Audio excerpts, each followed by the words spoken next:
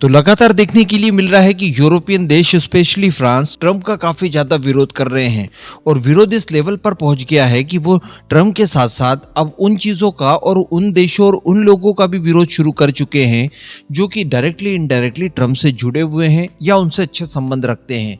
इसी सीरीज में देखने के लिए मिला था कि फ्रांसीसी कंपनी नेवल ग्रुप द्वारा जर्मन कंपनी के सामने स्पेशली विरोध दर्ज इसलिए करवाया गया था क्योंकि निकट भविष्य में जर्मनी की सबमरीन निर्माता कंपनी भारत की कंपनियों के साथ डील करके अपनी टेक्नोलॉजी ट्रांसफर करके भारत के अंदर सबमरीन्स का निर्माण करेगी प्रोजेक्ट 75I के चलते कि आप अपनी टेक्नोलॉजी यूं ही क्यों रेडियो की तरह बांटे जा रहे हैं। तो देखिए कुछ ही समय हुआ इस बात को, लेकिन आज की परिस्थितियों में डीआरडीओ और एमडीएल द्वारा उस फ्रांसीसी अहंकार को पूरी तरह से तोड़ दिया है, जिसको लेकर आगे हम लोग डिस्कस करेंगे।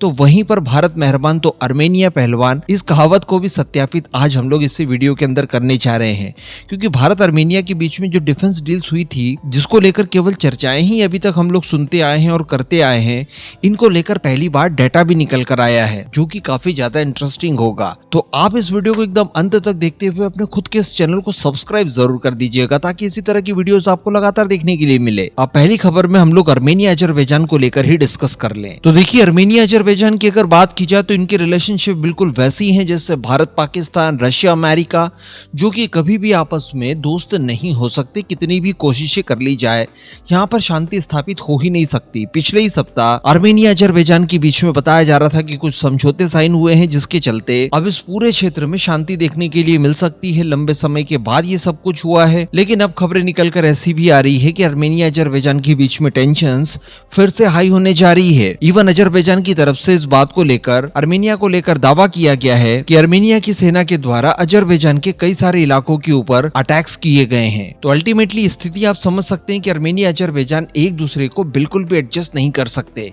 ऐसी परिस्थिति में युद्ध यहाँ पर होना नॉर्मल सी बात है। पास्ट में भी 2020 में देखा गया। इसके बाद अर्मेनिया द्वारा भारत से कई तरह के वेपन्स लिए गए, जिसको लेकर अलग अलग समय पर अलग अलग खबरें आई। हमने आपको लगभग सभी डिटेल्स दी, लेकिन इसी बीच सिपरी की एक रिपोर्ट जारी होती है जो कि चौंका देने वाली थी, और ये रिपोर्ट में स्पेशल मेंशन किया गया है आकाश 1S को लेकर, जो कि एक एयर डिफेंस सिस्टम है, स्वदेशी डीआरडीओ द्वारा तैयार किया गया है और बीडीएल द्वारा इसकी मैन्युफैक्चरिंग की जाती है। तो इसको लेकर अर्मेनिया और भारत के बीच में डील हुई थी। उस समय केवल इतना कहा जा रहा था कि देखिए ये डील अभी तक अर्मेनिया भारत के बीच में जितनी भी डिफेंस डील्स हुई है इन सभी में सबसे बड़ी है, क्योंकि ये डील बताई जा रही थी कि 6000 करोड़ के आसपास की हुई है। अब इसमें जो डाटा निकल कर आया है उसके अनुसार बताया ये जा रहा है कि भारत द्वारा अर्मेनिया को कुल 15 यूनिट आकाश 1S दी जाएगी, जिसमें बताया जा रहा है कि 400 मिसाइलें भी शामिल है। हम जानते हैं कि इजरायली किलर ड्रोन्स हो या फिर टर्की के TB2 ड्रोन्स हो या फिर कई अलग अलग तरह के फाइटर जेट वगैरह हो, इस समय अजरबैजान के पास बड़ी संख्या में मौजूद हैं।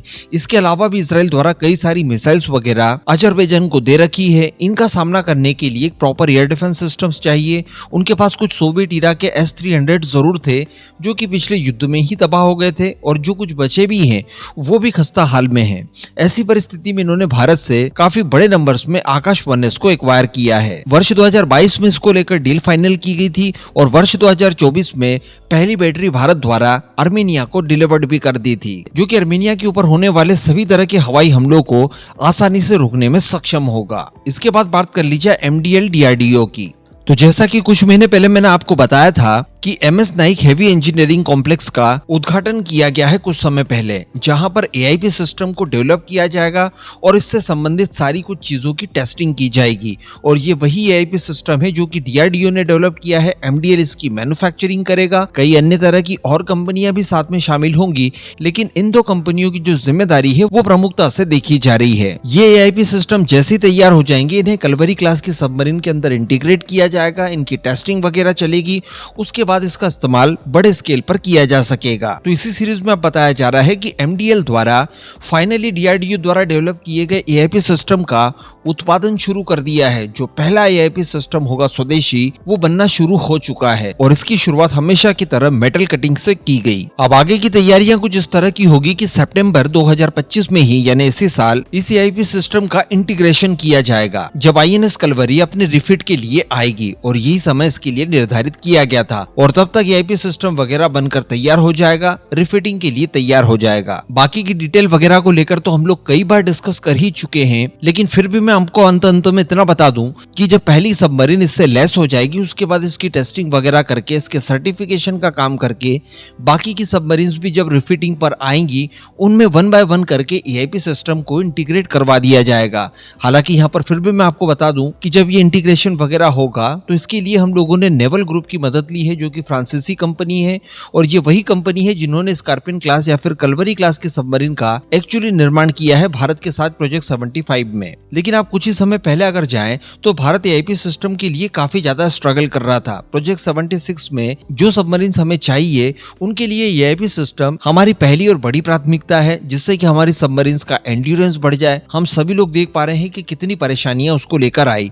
फाइनली जर्मनी के साथ ऐसा लग रहा है कि हमारी डील फाइनल हो जाएगी, लेकिन इसी बीच यही फ्रांसीसी नेवल ग्रुप कंपनी द्वारा ये कहा जाता है और एक तरह से विरोध प्रदर्शन किया जाता है जर्मनी की कंपनी द्वारा कि आप अपनी टेक्नोलॉजीज यूं ही बांट रहे हैं, बाद में ये सारी टेक्नोलॉजीज लेने वाले देश हमारे ही सामने खड़े होकर हमारे कॉम्पिटिटर बन जाएंगे। तो देखिए, जर्मनी की टेक्नोलॉजी तो जब आएगी तब आएगी, लेकिन आज डीआरडीओ खुद इतना सक्षम है कि इस तरह की सभी टेक्नोलॉजीज अपने खुद के बूते डेवलप कर सकता है। इस पूरे मुद्दे पर अब आपका क्या मानना है, नीचे कमेंट करके जरूर बताइएगा।